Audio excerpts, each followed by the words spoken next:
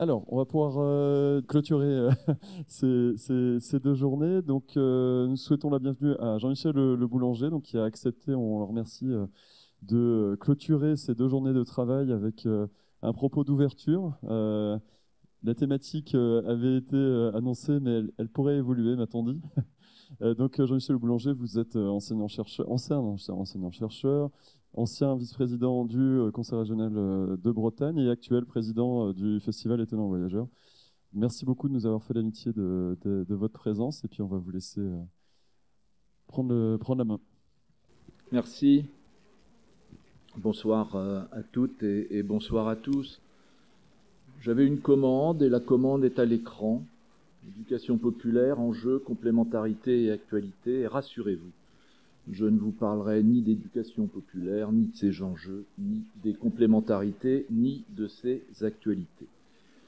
Pour une bonne et simple raison, c'est qu'alors que j'avais eu des visios avec les organisateurs de cette journée, alors que je me mettais déjà dans cette perspective de parler d'éducation populaire, qui est un lieu, un creuset qui m'est très très cher, il se trouve, comme vous le savez, qu'à Arras, un enseignant, Dominique Bernard, a été assassiné.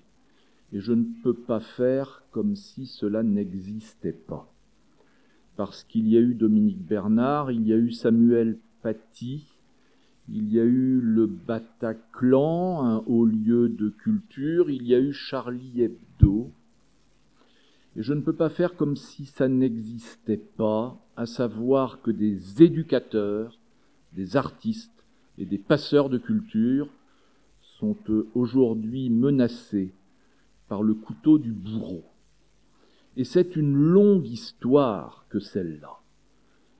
On pourrait remonter à Socrate qui ingurgitait de la ciguë, on pourrait remonter à Galilée, victime de l'Inquisition. Restons au XXe siècle et rappelons-nous de Victor Jara, dont les doigts de guitaristes et de poètes ont été coupés par la hache des bourreaux dans le stade de Santiago du Chili.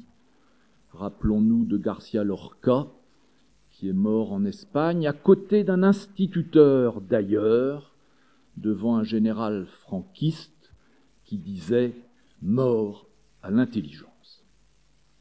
Il faut se rappeler tout cela, cette longue histoire qui nous amène chez les talibans pakistanais qui, comme vous le savez, ont attaqué nombre d'écoles et tué nombre de filles scolarisées. On pourrait aussi parler de Boko Haram, et d'ailleurs je vais citer Boko Haram. Boko Haram, qui a tué tant d'enseignants, et tant de filles, là encore, scolarisées, Boko Haram, ce sont les livres illicites. C'est ça que ça veut dire. Les livres illicites. Les livres illicites, c'est les livres qui ont construit l'histoire de nos démocraties. Boko Haram, ça veut dire ça. Les livres illicites, l'éducation illicite, la laïcité illicite. On en est là. On en est là, et à partir du moment où on en est là, après Charlie Hebdo, après le Bataclan, après Samuel Paty, après Dominique Bernard, on ne peut pas faire comme si on n'en était pas là. Ces gens-là sont tombés pour l'amour des livres, pour l'amour du pluriel, pour l'amour du débat, pour l'amour de l'échange, de la relation, de ce que l'on appelle la démocratie. La démocratie, ce n'est pas uniquement le droit de vote. Le droit de vote, c'est la conséquence de la possibilité d'un débat qui naît de l'acceptation du pluriel, la pluralité, la liberté de conscience, la liberté de parole, la liberté de la presse. Et ça se conclut évidemment par l'acte de vote. Mais le vote, c'est un moment dans un processus qui accepte le pluriel. Et là réside le combat, je crois, du XXIe siècle que l'on voit se déployer sous nos yeux, ceux qui sont les détenteurs d'un livre, d'une nation unique, d'une religion unique. et qui veulent tuer ceux qui œuvrent, éducateurs, artistes, passeurs de culture, pour l'amour des livres, pour l'amour du pluriel, l'amour du nous, et non pas uniquement d'un entre-soi étriqué. Alors on en est là, et du coup c'est de ça dont je veux vous parler, pour vous dire que, au-delà des drames, il reste des combats à mener, et il reste tant et tant de lucioles partout dans le monde, comme hier, tant et tant de lucioles ont éclairé notre chemin. Il y a des poétesses en Afghanistan. Il y avait Václav Havel dans les caves de Prague. Il y avait Mandela en sa prison. Il y avait quelque chose que l'on a oublié et qui est une très belle histoire. C'est que le poème que l'on connaît tous, « Liberté, j'écris ton nom », de Paul Éluard, avait été, à partir d'avril 1942, parachuté par la RAF à des milliers et des milliers d'exemplaires sur les maquis des FFI et des FTP. C'est une belle histoire que celle-là. Un poème qui est donné par des avions qui viennent de pays libres, un poème qui est donné pour nourrir l'élan de la liberté. René Char, je cite volontairement aujourd'hui René Char, parce que Dominique Bernard, justement, aimait beaucoup René Char. René Char était un grand résistant dans les maquis du Luberon. Et René Char a écrit ceci: « La liberté naît la nuit, n'importe où, dans un trou de mur, sur le passage des vents glacés. » René Char a connu le passage des vents glacés en 42, 43, 44. C'était un grand poète. Et il sait que liberté, j'écris ton nom, ça commence dans les caves, comme aujourd'hui même à Gaza. Je suis certain que dans des caves de villes qui peuvent être bombardées, il y a des éducateurs qui racontent des histoires, il y a des poètes qui lisent leurs textes, il y a des musiciens qui chantent. On faisait école dans les camps de la mort sous la dictature des nazis. Ne vivent haut que ceux qui rêvent, ne vivent haut que ceux qui rêvent, et surtout, d'abord, au cœur de l'abjection. C'est de ça dont je veux vous parler, parce que je crois que c'est ça notre essentiel aujourd'hui. C'est la phrase de Victor Hugo. Savoir, penser, rêver, tout est là. Savoir, penser, rêver, tout est là.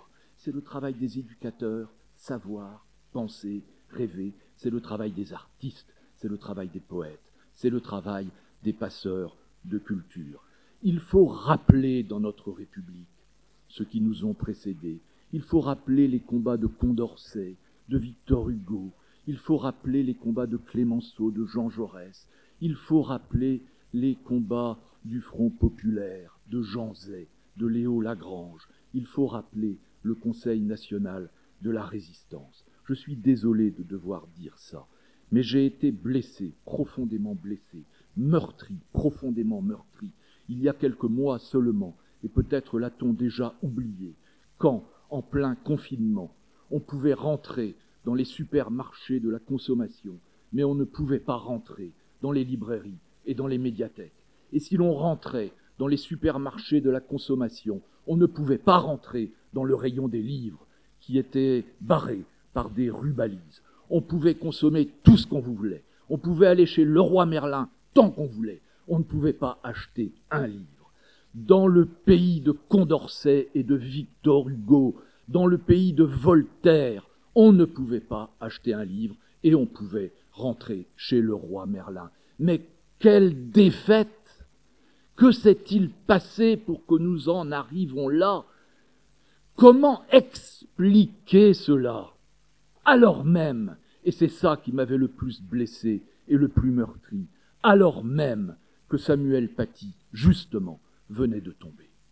C'est-à-dire qu'on peut assassiner quelqu'un qui porte en lui l'amour des livres, mais on ferme les médiathèques et on ferme les librairies.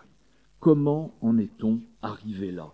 Comment a-t-on pu oublier à ce point les enseignements de nos grands anciens, ce que je citais tout à l'heure, et qui savaient que dans un pays, dans une république, dans une démocratie, il s'agit de gouverner, et pas uniquement de gérer. Et le grand drame que je ressens à regarder l'évolution de notre démocratie depuis une trentaine d'années, c'est cette impression terrible que les chiffres de la gestion se sont imposés au sens et aux valeurs. Et ça, c'est un constat terrible, parce que quand le tableur Excel décide, on n'est pas loin de la fin des figues. S'il y avait eu les tableurs Excel de la gestion comme esprit dominant du XIXe siècle, aurait-on ouvert tant d'écoles? Évidemment pas. Et surtout dans des pays comme le nôtre, en Bretagne et en Basse-Bretagne, dans des pays d'habitat si dispersés où il y a tant de hameaux et tant de petits villages qui ont eu au XIXe siècle des écoles. Si les tableurs Excel avaient été aussi dominants, si le pragmatisme et l'efficacité de la gestion avaient été aussi impérieuses, aurait-on ouvert tant d'écoles? Je n'en suis pas certain. Gouverner, c'est étymologiquement l'acte de gouverner un navire avec un gouvernail. Gérer, c'est administrer. Administrer une tutelle, administrer un domaine, administrer un établissement. Et bien maintenant, on gère aussi un pays. Et vive les tableurs Excel. On en arrive à oublier le sens, on en arrive à oublier les valeurs. Et ça, c'est un vrai drame.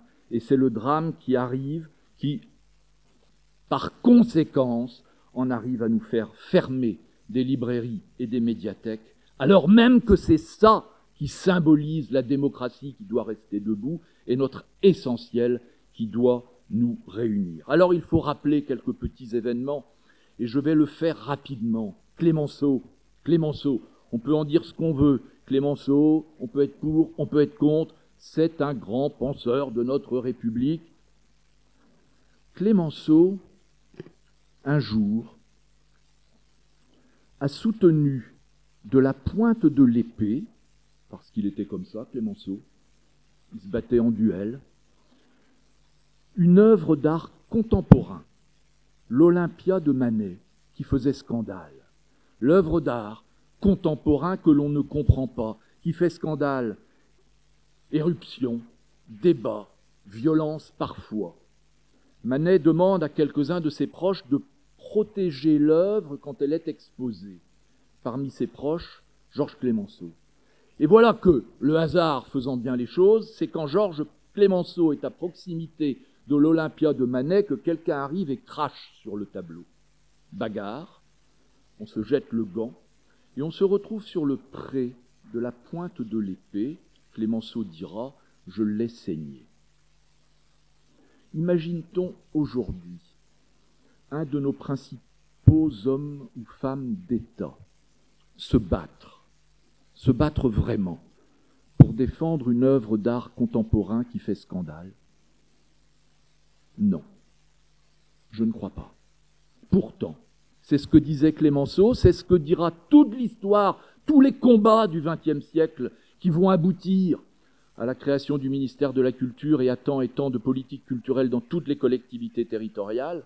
La liberté de création, qui est maintenant constitutionnelle, est un élément absolument fondamental. Je peux prendre un autre exemple. Jaurès, c'est une autre anecdote. Jean Jaurès. Nous sommes le 30 juillet 1914. Vous imaginez la situation. Le 30 juillet 1914. Pour mémoire, le 2 août, on va partir pour une des plus grandes barbaries de toute l'histoire de l'humanité. On est le 30 juillet et on est à Bruxelles. Et le 30 juillet à Bruxelles, il y a une réunion de l'Internationale socialiste. Jaurès est là. Les Allemands sont là, les Autrichiens, les Anglais, les Italiens. Tout le monde est là. C'est l'Europe. Et Jaurès, c'est l'apôtre de la paix, qui se bat pour la paix. Et l'après-midi, Jaurès dit « Moi, je vais quitter les séances, je vais aller visiter le musée des Beaux-Arts de Bruxelles parce qu'il y a une exposition des primitifs flamands que je veux voir. » Et son entourage, Jean Longuet, quelques autres, son entourage qui lui dit « Mais enfin, vous ne pouvez pas partir, pas maintenant. Les nouvelles crépitent des ambassades, il faut rester là, impérativement, vous n'avez pas le droit de partir. » Et Jaurès dit « Mais pourquoi nous battons-nous ? Pour la paix. Pourquoi nous battons-nous pour la paix ? Parce que nous nous battons pour une certaine idée de l'homme. » Qu'est-ce qui identifie cette certaine idée de l'homme ? L'art, la création. se battre pour la paix, se battre pour l'art et la création, se battre pour les projets culturels d'un musée, c'est la même chose. C'est la même finalité. Jaurès va visiter, c'est son dernier acte public, le musée des Beaux-Arts de Bruxelles. Il rentre à Paris, il est assassiné le lendemain. Dernière anecdote que je veux vous citer parce que on a tendance à oublier tout ça. Malraux, Premier ministre de la Culture, ancien résistant, proche du général de Gaulle, vous connaissez son histoire, vous connaissez ses romans, vous connaissez ses essais. Malraux est confronté à une fronde des députés gaullistes pendant la guerre d'Algérie parce que le théâtre public que le ministère nouveau subventionne aide les paravents de Jean Genet. Scandale. Comme avec Manet jadis. Scandale. Et donc les députés gaullistes demandent que ces représentations soient interdites et que les subventions cessent à ces théâtres. On est en guerre d'Algérie. Malraux va faire une intervention extraordinaire à l'Assemblée nationale avec son talent oratoire que vous lui connaissez, et il aura cette phrase. « La liberté n'a pas toujours les mains propres, je le sais. Mais ce n'est jamais une raison pour la jeter par la fenêtre. » Et je crois qu'il résumait beaucoup de choses.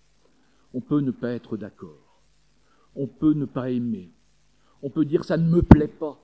Et j'entends beaucoup de « ça ne me plaît pas aujourd'hui » et ces petites censures qui arrivent dans nos communes, sur nos territoires, un petit peu partout, parce que ça ne me plaît pas. Mais la question n'est pas de savoir si ça nous plaît. La liberté n'a pas toujours les mains propres, admettons-le. Mais ce n'est jamais une raison pour la jeter par la fenêtre. Et il faut donc continuer. Il faut donc continuer à se battre. Et je sais que vous êtes tous convaincus de ces questions-là, à se battre pour la liberté de création, à se battre pour la liberté de penser, la liberté de parole, rendre hommage à Samuel Paty, rendre hommage à Charlie Hebdo. Il faut se battre, et vous continuerez évidemment à le faire, pour l'égalité. C'est un vaste combat, l'égalité des hommes et des femmes, évidemment, une seule race, évidemment, la race humaine, et puis l'égale dignité des formes de culture aussi. Et ça, en Bretagne, on y est particulièrement attaché. Il n'y a pas de culture d'en haut, il n'y a pas de culture d'en bas. Les cultures populaires, les cultures maritimes, les cultures ouvrières sont aussi des formes de culture. Il n'y a pas que la culture savante et les arts majeurs. Il y a aussi ces expressions populaires qui nous parlent du génie humain, qui nous disent des manières de vivre et de mourir, qui nous disent des manières d'être au monde. Le grand écrivain Louis Guillou disait, s'il fallait résumer d'un mot la signification du mot culture, je dirais, in fine, la culture, c'est une expérience. Égale dignité des formes de culture. Et puis, combat pour la fraternité, c'est quand même inscrit sur l'ensemble de nos lieux publics, et on a entendu il y a peu de temps un ministre de la République, de cette République qui porte égalité, fraternité, liberté à tous ses frontons, parler de délit d'hospitalité. Heureusement que le Conseil constitutionnel était là pour rappeler à un ministre, mais où en sommes-nous pour accepter, pour comprendre où en sommes-nous quand des ministres qui sont chargés du sens et des valeurs, des combats qui ont été portés pendant des décennies et des décennies, de Condorcet jusqu'à aujourd'hui, parlent de délit d'hospitalité. Quel oxymore terrible. Heureusement que le Conseil constitutionnel était là pour rappeler que la fraternité, ça existait aussi et qu'il fallait la respecter. Bref, émancipation, éducation populaire, c'est ça. C'est les combats pour l'émancipation, c'est le refus des...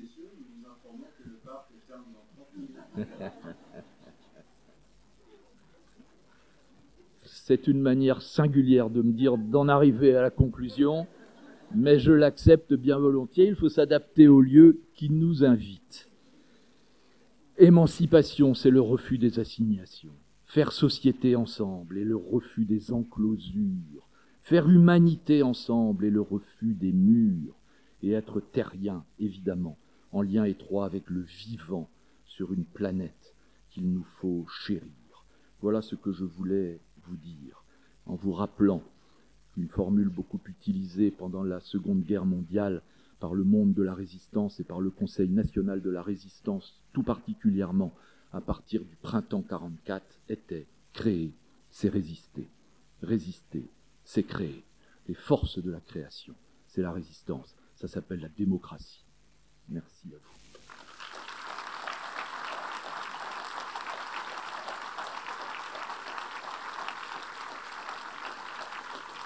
J'ai le dur rôle de passer après Jean-Michel, comme à chaque fois. C'est toujours très pertinent et merci vraiment d'être venu et de clore cette journée éducation en nous amenant encore ailleurs. Et je pense que tu as bien conclu sur ce que c'est notre valeur et notre pouvoir d'agir en éducation. Je ne vais pas être longue parce que je pense que tout le monde a une journée très forte et on a été rappelé à l'ordre. En tout cas, encore un grand merci. Un merci à toutes les personnes qui sont venues de loin, des fois. Je ne parle pas dans des textos, c'est loin quand même. Merci aux Brestois qui sont venus, aux Finistériens, effectivement, à tous nos partenaires qui sont là au quotidien auprès des enfants de Brest et de Bretagne et de France, du coup, effectivement. Donc, j'espère que ces journées vous ont plu, qu'elles ont répondu à des attentes. Moi, ça m'a permis une respiration parce qu'on est tous dans nos quotidiens très fermés et ça nous fait du bien d'avoir des paroles fortes et des valeurs et de pouvoir de nouveau les échanger. Le combat est encore long. L'éducation n'est toujours pas vraiment l'enjeu, même si c'est le pilier central de notre République. On ne sait pas, un enjeu politique encore très fort, malheureusement. Et il va falloir continuer à se battre pour que l'éducation soit une valeur forte de notre République et peut-être finisse sur les frontons de nos établissements publics, liberté, égalité, fraternité, qui est effectivement un enjeu, et la laïcité. Alors, pour la suite, je vais laisser parler le côté opérationnel Charlotte. Et je voulais encore remercier les organisateurs de ces journées que j'ai déjà fait ce matin, dont Charlotte, qui nous a été présente. Et puis, elles peuvent peut-être se lever, Coralie, Amélie et Sidonie, de la ville de Brest. Parce que, mine de rien, c'est un sacré engagement. Je ne sais pas où elles sont. Elles ne veulent pas se montrer. Elles sont en train de ranger. Donc, en tout cas, on pense fort à elles. Merci à tout le monde. Et puis, à dans 2 ans, où on refait ça.